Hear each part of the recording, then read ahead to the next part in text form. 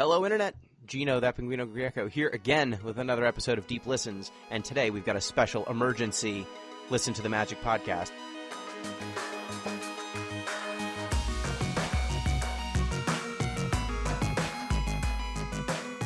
Stuff has been happening in the world of Magic the Gathering. Things are unwell in Eldraine, and a new format has been released called Pioneer.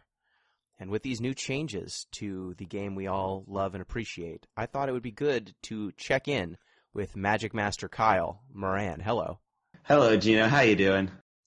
I've been better. My appreciation for Magic has been better, but this set's kind of a mess. It's kind of a mess. They sure did push the power level in the exact ways we talked about in our last podcast. If you want to go back to that podcast and listen to what we said, I think almost all of our predictions in the, this is guaranteed to be good section came true. I think all of our sleeper picks mostly did not come true because the stuff in the obviously this shit's broken section was so broken that it just kicked everything else out of the metagame. Yeah, it's actually really interesting. The more I've thought about it a little bit, and it's my predictions, both this time and in War of the Spark, I think were pretty good. But in both of those times, I underestimated how good the really good cards were. So, I knew, I was okay, I think Teferi and War of the Spark's going to be the best card. And I think Oko is going to be the best card in Eldraine. But I did not see, this level of dominance in either of those formats. It's kind of insane. Yeah, it turns out that if you're right on the best card, sometimes that can warp the format to such an extent that none of your other predictions even matter, because those are the only cards that matter in the entire game. And Teferi did not warp everything to that extent. There were some other cards that let you go over the top of Teferi. He just, killed entire archetypes. Yeah, he set the rules of engagement. There were just things you weren't allowed to do anymore because Teferi existed. But there are ways to beat him, for sure. There are ways to beat him. There are decks that can kind of ignore him a little bit. You can go over the top of Teferi. He buys you time. And if you played, say, a land-based way of advancing your game, you could get around him. But the current situation is different, and we will go over that. But before we do, just a reminder, you can get in touch with the show at DeepListensPod on Twitter, deeplistens.libsyn.com. We've got our comment sections, and deeplistenspodcast@gmail.com. You can send in emails.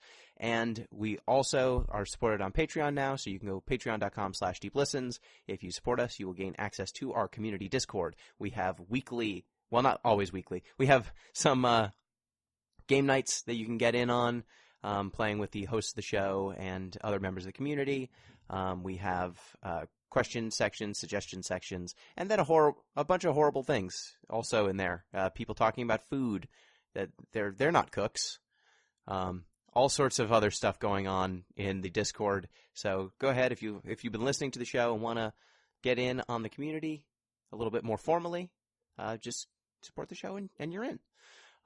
So Kyle, before we get to Pioneer, which is going to be kind of the back half of the show, let's start on Eldraine, and we've already kind of previewed it. So, like we said, Teferi and even Field of the Dead, some of the cards that have come out in Warp Standard in the last few months, they've warped Standard, but they have not quashed every other archetype. However, there was a banning, and this Standard actually started out being very lopsided and broken, but it was okay. They told us there was going to be an emergency ban, and it was going to fix everything. Yeah, they did. How was that? Yeah, it didn't turn out so well. So when the emergency ban came out, or when not the emergency ban itself, but the announcement that they are doing an emergency ban came out, I think everyone and their mom was okay, Field of Dead's going to get banned, obviously, because the way that the Field of Dead deck worked was, while I would argue it wasn't too powerful on a pure power level standpoint, its axis of interaction was kind of a thing that shouldn't really be allowed to be done in Standard. Interacting with lands is just really, really difficult, and there's no meaningful way to do that. So it just had to go. But everyone was kind of oh, should we ban Oko? Oko is really good, but the Field of Dead decks are also able to keep them down kind of, but they kind of go back and forth. But no, Oko is you can't just. But it turned out they just banned Field of Dead, and you can't just ban the one archetype that can rival the best archetype, because then the best archetype's just gonna smash everything else because nothing else is even remotely powerful compared to it. So Field of the Dead as a best deck, what like the Golos Field of the Dead deck, which dominated Standard, it was a large part of the not Pro Tour, the player, what are they, Mythic Championship? Yeah, the Mythic Championship, It's that's a what they're big called part now. of the Mythic Championship when it was legal. It dominated as a percentage of the field, and I don't think it won the tournament, but it was close. Like, it was a Yeah, large percentage of the winner's bracket. like, So yeah, the problem with that deck is it basically plays a land on turn one. Hopefully it tries to, like, accelerate as well. Then it accelerates again. Then it accelerates again and gets Field of the Dead. And then all it is trying to do for almost the rest of the game is make land drops. You occasionally sweep the board. You occasionally play just gigantic creatures using all this accelerated mana.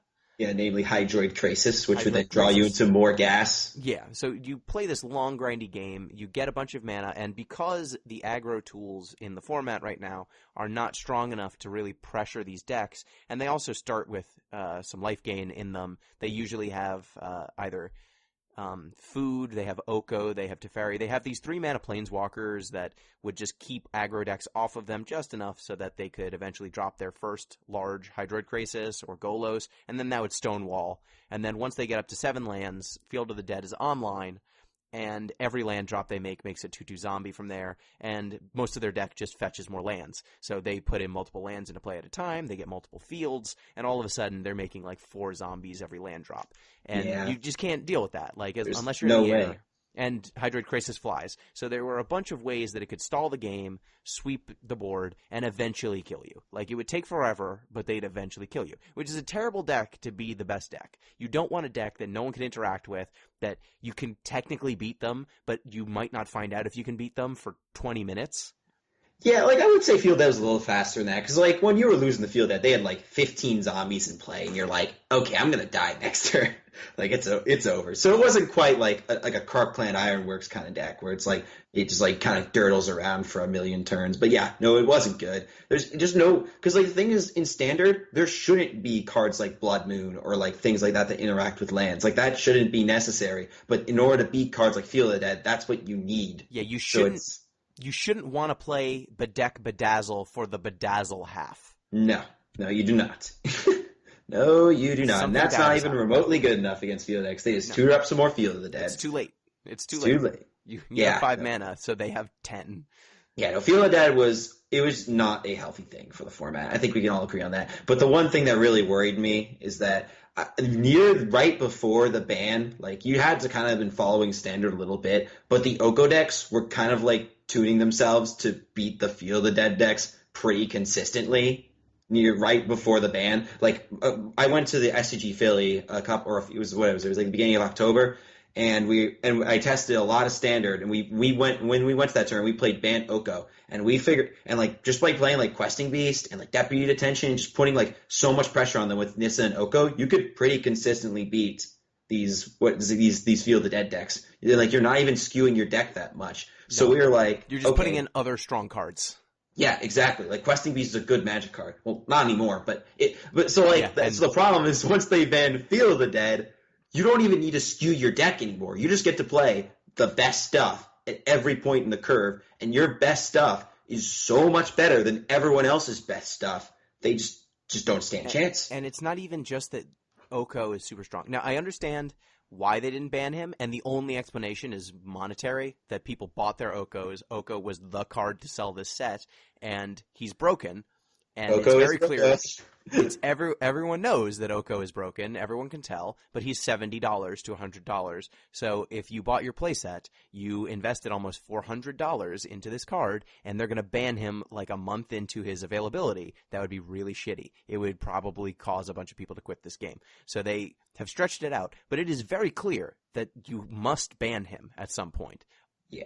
No, the meta is because actually just him now. It's not just that he's super strong. Like, we talked about this during the preview about how messed up he is, that he's making 3/3s a turn.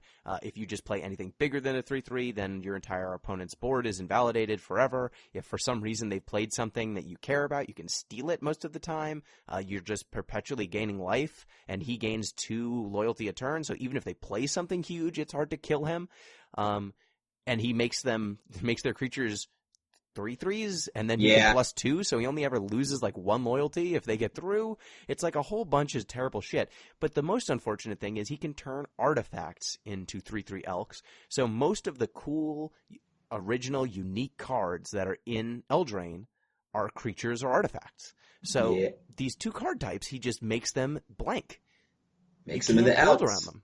Yeah, one of the most laughable interactions I remember seeing when I would, cause like when we were testing like to make the new Oko deck and stuff for all these tournaments coming up, is we were like figuring out is that questing beast, like when you try to hit Oko with questing beast, it only brings it to 2. Then Oko can just plus on questing beast and make it into an elk, they basically invalidating it. So it's like the card that's designed to run down planeswalkers can't even run down this planeswalker on the Yeah, play. if this planeswalker, and you can play Oko on turn 2, like you play Very easy. Gilded Goose and Oko are best friends. Then Yep. you've got Once Upon a Time. So green, if Mhm. you're playing green, you like 50% of the time in your opening hand, you have It's the something ability like to look that. 5 deep and just Yeah. fix your hand. Go get a Goose if you don't have it. Go get a land if you don't have it. Go get Yeah, another no. mana creature. It's real dumb. It's like, yeah, Once Upon a Time kind of just homogenizes Magic games because due to how consistent and free it is to play in the figurative and literal sense in this case. Exactly. So you just get these decks that are ultra consistent. They just get to hate out some of the cards that might give you counterplay against them, and without sacrificing anything. Like you just are playing the strongest cards at every mana cost. And unlike Teferi, where Teferi, when he pluses, like all you get out of it is an extra bounce. Like he can't kill you. He's just going to sit there and be annoying for as long as he's in play. But at the end of the day, his plus is +1 and his minus is -3. So he usually doesn't get to bounce things more than like once or twice. And his plus doesn't do that much in most cases.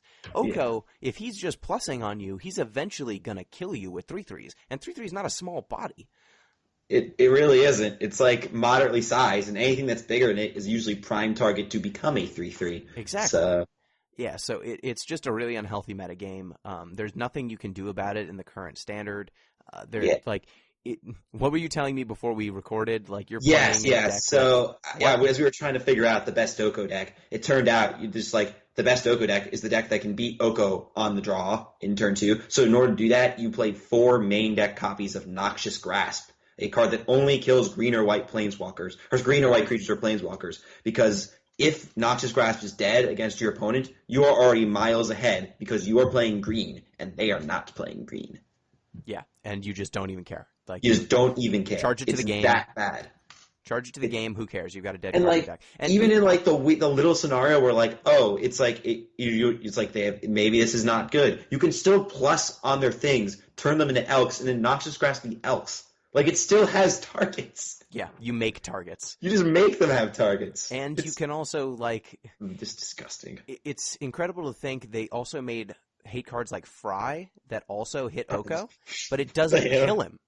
Yeah, and the worst, and on top of that, the best cards that like not in Noxious Grasp and Aether Gust for answers to Okid are, well, not always with Aether Gust, but sometimes with Aether Gust are conveniently just answered very cleanly by Veil of Summer, which is just like the most egregious green card printed in like maybe ever. Like why is it green? Why? And no, not even why is it green. Why does it do so much for 1 mana? Like, it draws a card, it blanks all counter magic, it blanks all discard, and it blanks all removal for 1 mana. And you can cycle it. Like, it's just so above rate. It kind of blows my mind. Like, you can't even play, like, counter spells or... That's like, you remember last year where everyone was playing Thought Erasure? There's no more Thought Erasure. You know why there's no more Thought Erasure? Because everyone's playing green. Card. Yeah. And it doesn't matter. Yeah. No, it's like, man, like imagine just casting Thought Erasure and your opponent just Veil Summers it. That's just disgusting. And you just get Cryptic Command. We call everyone, all my friends, we all call it the green Cryptic Command. It's just counter draw. It's just like another stupid thing that green gets. And like green already has all the best things. Not to even mention like Nissa just chilling there being like stupid as always. Like, yeah. Hey, what if I double your mana and also give you a 3/3 vigilance every turn with haste? And eventually I'll just like ramp you even harder, like get all the lands out of your deck so you draw nothing but gas for the rest Yeah, of the it's game. like, oops, it also just randomly synergizes with Oko. So you can plus on a land and make it a 6/6 if you want, which is a thing I've done many times before. And also, it's just like Hydroid Crisis, that also this ridiculously powerful card that works very well with Nissa, obviously, but also not as obviously works very well with Oko. Like, there's a lot of games where I just go turn 3, or turn whatever, turn 2 or 3 Oko, then I'll just go turn 3 to 4 Hydroid Crisis for 2, draw 1, plus Oko on it, now it's a 5/5. So I just played a 4-mana 5/5 that drew me a card. Yep. That's really above rate. Yeah, and all of these cards, they're just generically strong. They ask nothing of you. And we're in a situation now that I kind of, when you called out Questing Beast in our series, our set preview, you said, I don't see how Questing Beast, how it's bad, right? It's so strong, it kills planeswalkers, it's got a million lines of text. And I said, I agree with you.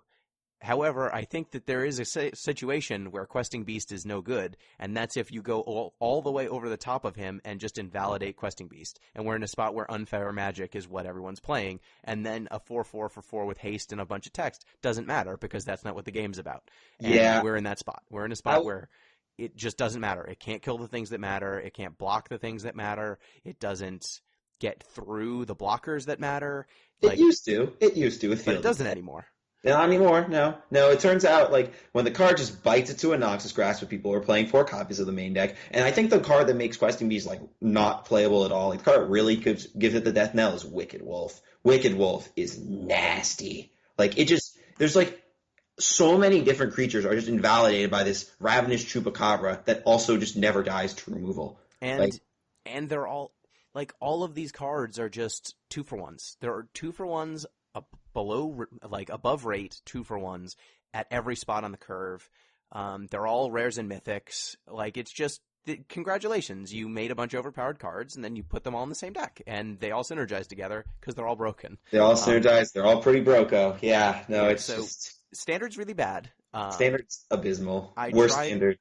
I tried playing the ladder. I've given up on that. And unfortunately, for a while, the limited on Arena was also broken. Yeah, it's okay. I like Eldraine Limited, though. Eldraine Limited's pretty good. I like Eldraine Limited. I don't like what the Arena bots do to Eldraine Limited. Because it's really, really hard for me to draft anything other than blue. Because I think blue is just like the best color in Eldraine to start. But the bots just don't value the cards that matter in that color enough, and it's very easy to just get a blue deck every time. And I've explored monocolor of everything except white because white's the worst color. Yeah, white's definitely the worst color. But I've had fun with it, but the most broken decks I've gotten have always been blue. Yeah, no, I've literally played games where my opponent's on mono blue, and he goes turn 2 Lucky Clover, and I'm like, okay, and he goes turn 3 Merfolk Secret Keeper, Merfolk Secret Keeper, Merfolk Secret Keeper, and I'm like, guess I don't have a deck anymore. Yeah, I played against an opponent. I had a white-blue deck. I had Witch's Oven and Sorcerer's Broom. Oh, sure. And it started the combo. My opponent played a Clackbridge Troll. And that's kind of funny. Because you sacked the sheep, right? So I sacked the sheep. I made a broom. I stacked the sheep. I made a broom. They started drawing, and they're like, you idiot. You're making me draw cards. And I'm like, no, you idiot. You're going to draw 2 cards a turn for the rest of this game, whether you want to or not. And at a certain point, they went, oh no. Oh no. I can't. Insert maniacal laughter here. He keeps drawing, and he keeps gaining life. And my troll can never attack, and I'm gonna mill, and I milled them with their own troll. That's where this limited format can get on Arena. It certainly can. Yeah, no, limited's pretty crazy. I still enjoy it though. I like this limited a lot. I just wish that the bots were not. I wish I was playing against humans. In draft. No, there's always Moto. There is. And speaking of Moto, there's a new format that has reinvigorated Moto, and it is called Pioneer. So, Kyle, what is Pioneer? What is this new format? Is it supported? Is it around to stay? Yeah, so Pioneer. So we know Wizards has kind of been introducing new formats for the past year and a half to zero success. Please play Brawl. Or Frontier. Does anyone remember those? No one remembers those. Obviously not. But this format's a little bit different than the last two because, as you were saying with support, so before I go into support, the basic gist of this format is cards. It's an eternal format where every card is legal, every card in every set is legal, all the way back to Return to Ravnica. Besides the fetch lands from Khans of Tarkir, they are banned, but everything else in that was it like I guess 8-9 year block or give or take. I'm not sure exactly how long, but RTR forward, they're all fair game, like every single one. It's And literally every set since I started playing Magic yeah, again. yeah. RTR on. It's every set. I started playing Magic when RTR was released, so this format has a special place in my heart because it's like I've played the standard format of every single set that was legal in this format, and no more, no less, like exactly that amount. So I feel like I kind of like not a connection, but like I kind of understand like every card legal in this format in kind of a different light, which is kind of cool. But at the same time, it's like kind of lame because it turns out the cards that are new are a lot better in many cases. Yeah, So it's funny. For me, the modern cutoff is literally the cutoff right about when I started playing Magic, and then the Pioneer cutoff is right when I got back into the game. yeah, no, I Pick think the right times.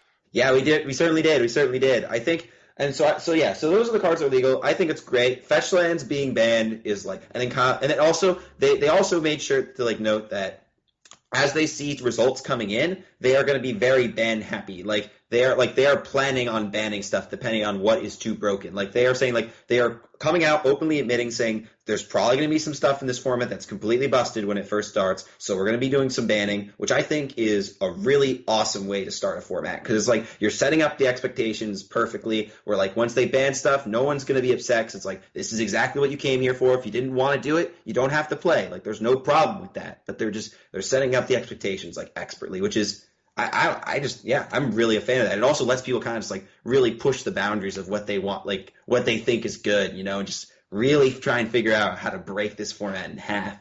Yeah, and I think that it's fair to say with how many of these cards are banned in Modern and Legacy, it's a good guess that some of them will end up being too strong for Yeah, almost Pioneer as well. certainly. There's also many cards that were banned in Standard that are making their epic return right now. So I hear I'm you, certain. Smuggler's Copter. Yeah, looking at you, Copter. Looking at you, Kitty Cat. Looking over in those directions. But yeah, no, I think it's also I played a little bit. It's a lot of fun. Like the amount of like right now at least the amount of diversity in archetypes is pretty insane. Like people are doing everything now because no one knows what's good. It's like they just literally like one day said, look at this new format. Look at all these cards you can play. Here, 2 days, it's released. Let's go. Yeah, Like I got it in an email and I thought it was like a arena only thing, like historic, and I was like, oh, that's cute. And then I realized, oh, there's like, is there a Mythic Championship that's going to be Pioneer? Well, yeah, there's a Mythic Championship. Yeah, so it's a very supported format. They haven't announced which Mythic Championship's going to be Pioneer yet, but there's definitely going to be one that's Pioneer. On top of the fact that 4 GPs are main event. The main event is Pioneer. Like, so you're going to have to learn this format if you play Magic competitively or seriously competitively. And also the invitational for Star City Games to just today they announced rather than doing Standard and Modern as they originally planned, they are doing Pioneer and Modern now because everyone hates Standard, which is pretty reasonable, but kind of crazy. They just flip it like a week before that tournament, or 2 weeks. Sorry, 2 weeks before that tournament. There's like, yep, doing Pioneer now, no more Standard. Yeah. So I think if we're gonna speculate on Pioneer stuff, the places to start are obviously the cards that have been banned in other formats, in their standards and in Modern. Like that's a good place to start. So I think dig through time, Treasure Cruise. Yeah, those cards are good. They're still good. Yeah, they're very modal though. So like it's kind of not clear right now what exactly the best dig through time deck or the best Treasure Cruise deck is right now because they're like, what's the cost of playing these cards? Play blue. Yeah, like that's it. That's all you gotta do. So I think it's worth mentioning also, like, if you're going to build some sort of artifact deck, like Paradoxical Outcome is in this format, Emery's in this format, Mox Amber is the only Mox in this format, so being able to play that is pretty good. There are other zero-mana artifacts that are available, so you can do some of that stuff, like Jeskai Ascendancy is available in this format, and they conspicuously did not print some large artifact hate card during this 10 years or so. There's nothing like Stony Silence outside of Karn. There's no Shattering Spree. There's not really much that can stop you if you're going to be doing broken stuff with artifacts. Yeah, there's nothing like a big artifact sweep, but there's a few good cards for artifact. Like you can like dig like Manglehorn, Knight of Autumn, Reclamation Sage. There's like a couple things, but yeah, you're Yeah, right. but they're all No, 3 like, mana. yeah, oh, you're right. It's 3 mana. So if you're trying to go off really fast, like you can definitely do stuff with artifacts. It's also really interesting right about now because like at this point we have like a tiny little drop of data about Pioneer, so we can kind of get an idea what's going on. But at the same time, it's like this could all just be moot, you know. So like I'm looking at the Pioneer Challenge that just happened last weekend, and 4-color Copycat has made, or not 4-color, but just various flavors of Copycat have made a humongous wave in this tournament. Like they've taken like a sizable portion of like Oath of Nissa was the most played card in this challenge, and it was in 34% of the decks. So like this deck, like it makes sense because it's like this deck was way too good back when it was legal and standard, and you can also just randomly throw Oko in this deck, which is already way too good. So you just get like one way too good thing and another way too good thing, and you just have this ridiculous deck. And you can play Teferi so that your opponent can't interact with you on your turn. Yeah, Teferi's bananas in that deck. Yeah, so Copycat is definitely up there. I think that we're probably going to see Aetherworks Marvel. It's actually interesting though with Aetherworks Marvel. I'm not because this is a thing like back I was like playing a bunch in this standard too when Aetherworks Marvel and Copycat. But back when in that standard, Aetherworks Marvel wasn't actually that good during the time that Saheeli Felidar was legal because Saheeli Felidar was just a little bit faster in Marvel and did something that was a little bit more consistent. So it just no Marvel decks were even good. So I'm like actually kind of interested to see if we can kind of put it together for like this in Pioneer because if it was like hated out in Standard, I can't imagine in this even more eternal format. Not to mention the fun jazz where Teferi Time Traveler just says, yeah, your Marvel doesn't work anymore. Yeah, that's just true. Like randomly. What if we just cast Emrakul? Cast Emrakul is pretty good. Like I've seen some there's a lot of solid decks, like some Delirium, a lot of Sultide Delirium, green-black Delirium decks. Those have been playing Emrakul. I've been seeing a lot of that, like because like I feel like right now at least you can kind of split up like what people are doing into like a few kind of categories. You got like the copycat-y kind of stuff. You got the ramp deck. We definitely should talk about the ramp deck with like Nissa and Hydroid Crisis and Oko and wait, is this standard? But oh wait, no, you're playing 8 copies of Llanowar Elves. So Nykthos, Shine, and Nyx. Like Leyline of Abundance. That card is good in this format. Yeah. There's a lot of ramp stuff you can do. There's Emrakul stuff. There's Copycat. You can play Ballista. You can do vehicle stuff. Oh, yeah, like the Jeskai vehicles and the Mardu vehicles decks that have been kind of popping up a little bit. Yeah, there's a lot of really powerful decks. I personally would be erring towards some sort of Emery, Jeskai Ascendancy, Degenerate combo. Because I don't think that there are good... The way that they fixed that in Modern was they printed a bunch of 0-mana counterspells. And that doesn't exist in Standard. Not Standard, Pioneer. Well, yeah. So it's possible that you can make a combo deck that's a turn 3, turn 4 consistent combo without there being a safety valve that can stop it. Yeah, no, it's funny. The Jeskai Ascendancy decks I've kind of been seeing... Or there's been a couple that use... the card was Sylvan Awakening? So they literally don't even run mana creatures, run a bunch of cantrips, Sylvan Awakening, Jeskai Ascendancy. Because once you have Sylvan Awakening, Jeskai Ascendancy, you just go off with all your cantrips and they die. And the one thing I liked about that deck is that deck just got to run 4 copies of Veil of Summer in the main deck. Because, like, what are your axes for interacting with this deck? Like, counter spells and discard spells. And Veil of Summer just completely bodies counter spells and discard spells. So it's, like, kind of interesting because... you can just play this deck and you just have this really, really amazing piece of disruption for this deck. So you're right. I think like it might be like one of the de facto best decks. We'll see. We'll see if it needs a ban. I think I'd want to be Jeskai. I'd want to be Jeskai. I don't want to play white. The only reason I want to play Jeskai is because of Ascendancy or Ascendancy forces you to play white. It doesn't let you not. But yeah, that's the thing. I don't want to play white, but I want to play every color but white. Yeah. Yeah, no, it's there's also like a lot of really interesting spice kind of running around. Like I think that some build of Control is going to be very solid. Like I don't know what it looks like yet because the meta is like so crazy right now, but the tools we have access to right now like you can cast like Torrential Gearhulk with Dig Through Time. We have Sphinx's Revelation. We have Big Teferi. We got like Jace Oh yeah, Archetype. we do have Sphinx's Rev. Yeah, we do have Sphinx's Rev. We have Supreme Verdict too. Like these cards are just legal. And you can totally. What I want to see is Niv Mizzet, Uh, 5-color. the 5-color Niv Miz. I thought you meant blue red for a second, but no, yeah, 5-color is much more reasonable. That's funny to say though. Yeah, that card's because Bring to Light. That card's legal in this format. It's very legal. It's very, very legal, and it's very, very powerful with Niv Mizzet. There's been a few lists, but the problem with those kinds of lists, not even like problem, but just like when you're building the deck, it's very difficult to choose what you want to play because it's just like there's so many different options that you can choose from. So like, not to say the deck, like that's not to say the deck's bad, far from it. It's just finding the most refined list of Niv Mizzet might take a little bit of time and a lot of testing. Like it's not just going to pop up on the first week, or it might, but it's not going to be like the best build on week 1 for sure. That's a deck that I would like to try once they ban the broken things. Mm-hmm. It is quite fair. That is one thing that's got kind of going against it. But honestly, fair decks can exist. I think Thoughtseize is like the one card that fair decks kind of have going for them. Like Thoughtseize is really good at kind of just tearing apart unfair combo decks and stuff like that. And also just like, because it just lowers the resources at a rate that's more efficient than anything else.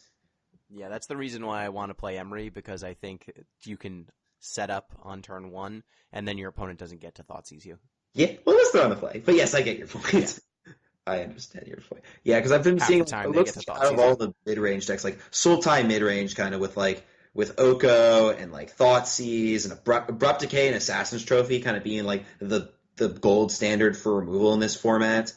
I think like that's like if you want to play like a good stuff mid-range deck, that's where you got to be. Because just like, yeah, you're right. These combo decks are way too degenerate. So you just got to have like cheap and very modal and very good interaction followed up by very meaningful pressure. And like, I can think of the only thing that's better than Thoughtseize, or I'm sorry, that in Gildagoose into Oko is Thoughtseize into Oko. Yeah. Oh, and then we're going to have a fun, clean game of Magic. Yeah. Oh, yeah. No, I wonder, I'm actually curious whether or not Oko's too good for Pioneer, because like every time I see it in Pioneer, it just kind of dominates. But I don't know. 3 mana Planeswalkers, man. But Oko's a cut above the rest. He's like, 3 mana Planeswalkers are good, but like Oko's just a whole nother level. It's just kind of nuts. I don't know why this card was printed. Just add a mana to it, and it's probably not good. It's like reasonable. I don't know. Is it good if it costs? I guess we're kind of in the world of hypotheticals now. But if it costs 4, then we're kind of like thinking, is it good? You know, it's a lot less clear that it's just completely broken. Yeah, it just comes down so fast you can't answer it efficiently. You just yeah. That's why. That's like it's kind of what it'd be like right now. You can't counter it. Like you have to play Mystical Dispute and have it in your opener. Yeah, and people are doing that. Oh, I'm sure. That's what you have to do. Yeah, no, it's really terrible because people bring in Mystical Dispute against your green based mid range deck, and you're like, okay, so if I don't play Oko, this card's literally terrible against me. Or if I just play Oko a little later, this card's still literally terrible against me. But you still need to play it because there's no other ways to answer stupid Oko on turn 2. Yeah, no, but that's standard. We're kind of drifting back standard for a sec. But also another deck for Pioneer that I think it looks really solid is the Is It Phoenix deck. Yes, Faithless Looting is not legal in this format, but like you have a lot of really solid like looting effects and Is It Charm and Chart of Course and Merchant of the Veil, and you still have Thing in the Ice legal, and you have Treasure Cruise. You can just kind of churn through your deck really easily, then just cast Ancestral Recall and get back like a bunch of Phoenixes and flip your Thing in the Ice and bounce all their creatures. Bedlam Reveler. Bedlam Reveler is also a solid Magic card.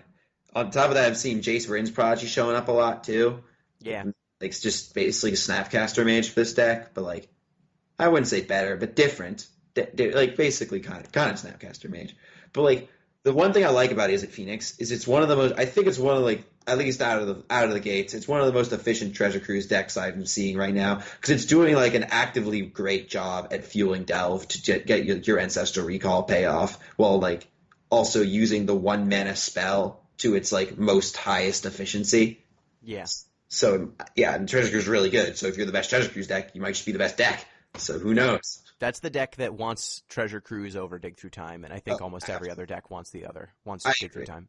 Yeah, it's one of those things with fetch land. Without fetch lands, it's like kind of hard to put. It's like not trivial to put cards into your graveyard, and like Dinkertime gives you a little bit more bang for your buck if you're just like casting it for more than a mana. But yes, if you're casting it for 1 mana, obviously you want Ancestral Recall. So they're both really broken cards though. So we'll see. But it's really cool to see like I don't know. It's like if everyone was so sad Phoenix got banned in Modern through Faithless Looting, and now like they get to play it in Pioneer. So who knows?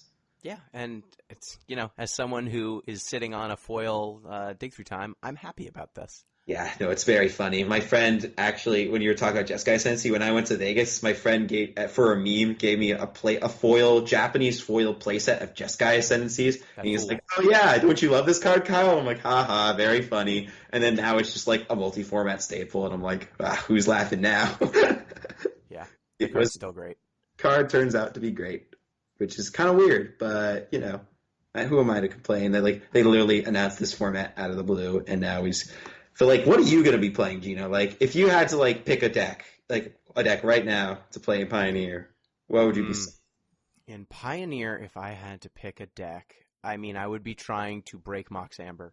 Yeah, that's pretty fair. Because I think, in my experience, I remember when I traded for my playset of Mox Ambers. I was trading, I think, Hazoret or something like that. Like, something that was valuable, but I was like, this card I think is fine and will be valuable for Standard, but I'm pretty sure Mox Amber is broken.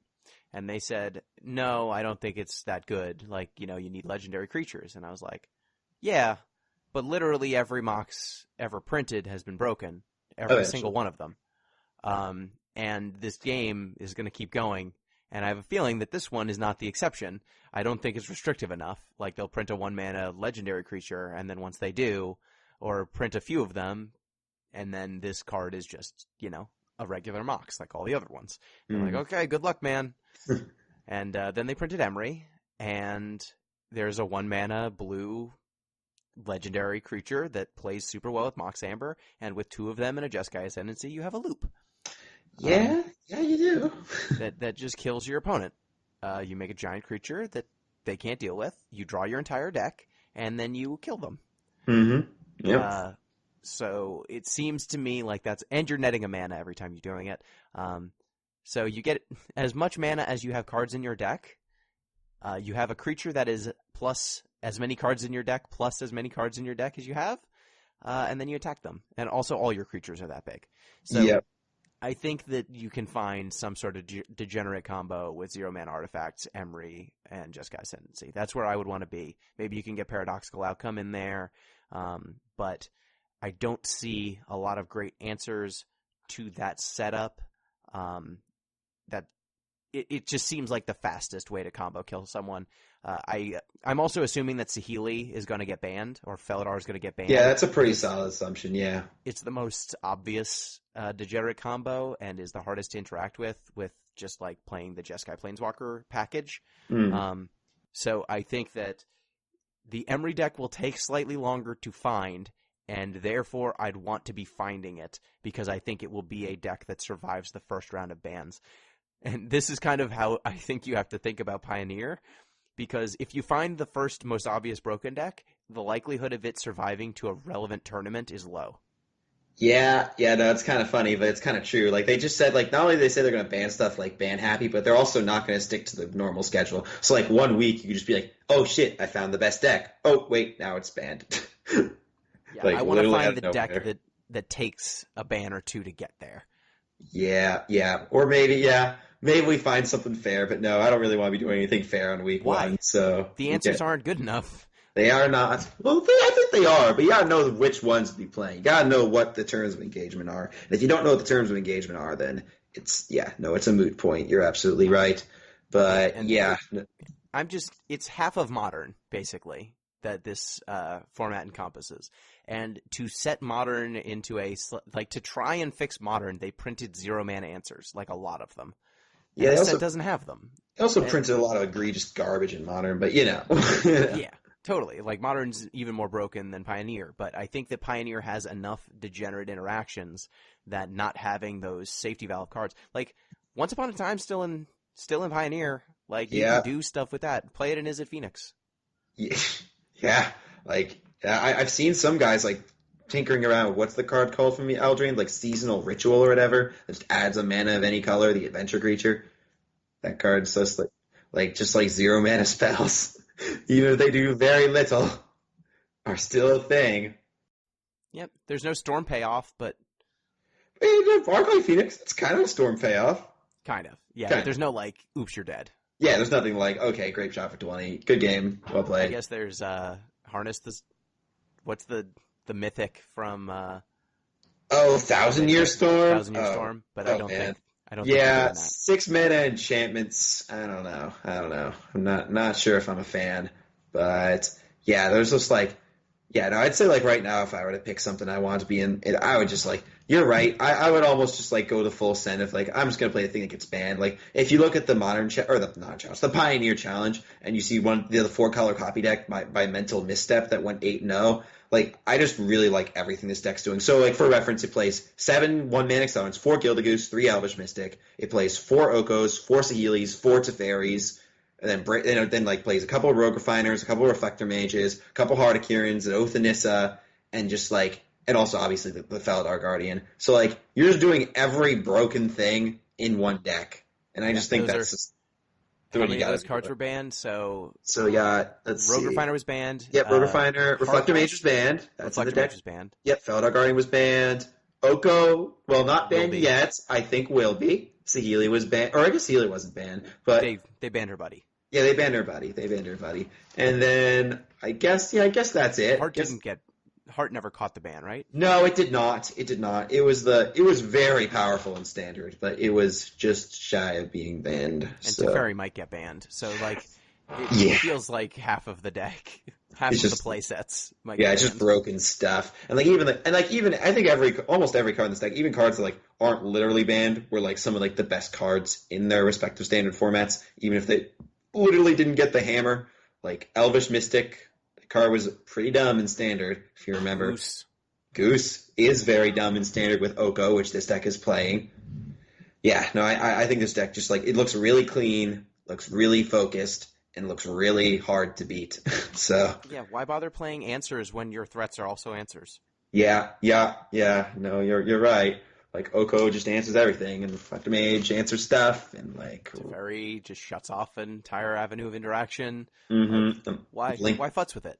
Yeah, exactly. And like Oath of Nissa fixes your mana. So like you don't even really have to play that many copies of like that many red sources. So doesn't it's it draw like, you Planeswalkers too? Wait, what? Yeah, it does. It does. That was a thing in Standard, I remember. In the old 4-color Saheeli deck in Standard, you just went like Oath of Nissa, blink Oath of Nissa with Feldar Guardian, find your Saheeli, cast Saheeli, win the game. You could like get the dumbest like you could be in literal top deck mode. You draw an Oath of Nissa, you hit Feldar Guardian off your Oath of Nissa, play Feldar Guardian, blink your Oath of Nissa, hit Saheeli, then play that, and then your opponent's dead. So you could just draw the full combo off the top of your deck with one card. So that's Pioneer. Yeah. Welcome to Pioneer, buddy. Welcome to Pioneer. It's going to be fun while it lasts. I expect a bunch of this is going to be banned. Yeah. I expect the format will settle down at some point as a turn 4 format, because that's where Wizards seems to think it is an acceptable way for a game to end, is on turn 4. Yeah, Eternal, I guess. Yeah, Eternal, for some I reason, guess. That's the acceptable time for a game to be over. Yeah. I expect it to get there, but right now it's not. And so if you want to get in on the Wild Wild West, it is a brewer's paradise right now. It really is. What is the Eyes Wide Shut? Like, nothing is forbidden, everything is permitted? Oh, yeah. Like that? Something like that. Just go for it. Whatever you want to do, just do it. Like earlier this week, I was playing a deck that played 4 copies of Narset and like 4 copies of Fair, and it was playing the time spot Days Undoing. And that deck was sweet. Like, you just played a bunch of Bounce, Narset Teferi, a couple Notion Thieves, and the whole point of the deck was to, like, cast a Wheel of Fortune when your opponent's not allowed to draw cards. And the deck was actually pretty decent, which is pretty fun. What's that new island that lets you put Mystic Sanctuary? Yeah, Mystic Sanctuary. Lock them up. Really solid. And also, a fun fact about that I learned by playing that deck, if you plus Teferi to give your Days Undoing Flash, it does not exile itself on resolution. So you can get it back with Mystic Sanctuary. Because with the part of the spell that exiles itself is the ending the turn part. So if you're doing it on your opponent's turn, the spell doesn't end the turn, so it doesn't exile itself. Oh, of course. Yeah, What no, an of course. intuitive interaction. Yeah, very intuitive, just like a full 5 years later, just like, oops, wait, this exists. So I don't know. Obviously, I'm not saying that deck's good, but that's just an example of you can be doing whatever you want, and it could be good. At the end of the day, we don't really obviously we know Copycat's good, and there's a bunch of stuff, but there could be something that no one's seen yet, and it's just insane. So Fires of Invention still exists. it does. I think that card's really underplayed. I think that card should see more play. I can't imagine the stupid stuff you do with Fires of Invention in was it 10 years set or 9 years Magic cards? Yeah. You almost certainly, there has to be a turn 4 kill you can do with that card. There literally has to be. I don't know it, but I'd be really surprised if it wasn't somewhere. I hope Pioneer ends up like Modern, where every set that comes out, it just completely warps the format because the power creep is so high that the latest standard set is always stronger than the sets before it, which is that's where we're at with Magic right now. That's what Magic's like now. Just power creep up the wazoo. It's been creeping very hard in the last, I would say, 2 years. It was a fairly flat power level for a while. BF Battle for Zendikar wasn't that bad. Return to Ravnica, very good power level. Theros, perfectly fine. And then Kaladesh came out, and that was a little rocky. Ket came out, it was mostly fine, but there were a handful of cards that probably should have been banned that they let ride out for the entire format, which was annoying. Then Ixalan came out, power level came back down.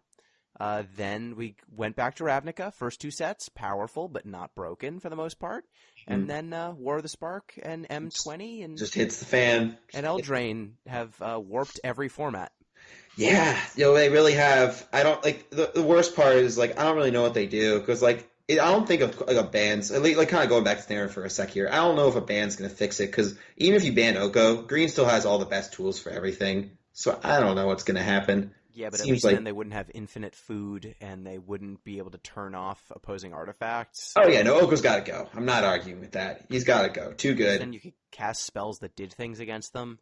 Did you see that deck in Modern that was just the Simic Urza Oko deck? That deck actually made me want to hurl. Because it was just a mid-range. It wasn't even trying to combo your opponent. It was just a mid-range deck with 4 copies of Oko and 4 copies of Urza in it, and that was just insane.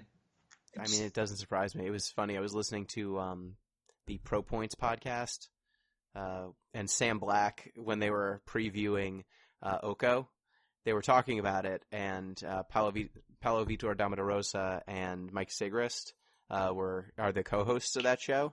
Mm-hmm. And they were like, yeah, Oko's good, I guess. He turns things into 3/3s, he makes food, but gaining life, I don't know if you're going to have the mana, and making food, I don't know how good that is, and it costs a lot to steal something. And Sam's just like, isn't this card Modern playable? They're like, I don't know about Modern. Modern's pretty strong. He's like, doesn't it just do everything you want? It answers artifacts and creatures, and it puts pressure on your opponent, and they can never kill it. They're like, nah, I don't know. Standard, it seems broken, but I don't know about Modern. And then he was like, isn't this maybe the best Planeswalker that's ever been printed? Yeah, Sam Black's a smart dude. He's a really smart dude. I remember his tweet about Pioneer, and he's like, if you're not doing something that's going to get banned in 2 months, then you just shouldn't be. You aren't trying hard enough. That's what he said. So I think those are words to live by if you're trying to build stuff. At least right now. At least for now. And I think we've had a good track record on calling the shots. So hopefully that is useful to everyone. Pioneer is going to be fun. Be sure if you're in the Discord, or if you want to tweet out or email out the decks you've been working on. If you've got anything you're especially proud of, we'd love to hear about it. And Kyle, good luck on your upcoming tournaments. Thank you. Of course. Just remember, friends, don't leave home without your main deck Noxus Graphs, okay? Stay safe. Yes. If you want to get in touch with the show, you can do so at DeepListensPod on Twitter, deeplistens.libsyn.com. We've got our comment sections, and deeplistenspodcast@gmail.com. Send in those deck lists or the commentary. And if you want to support the show, patreon.com/deeplistens. Well, till Magic calms down or something gets way worse, I bid you adieu, Kyle. Thank you for joining us. Yeah, thanks for having me, Gino. Until next time, peace.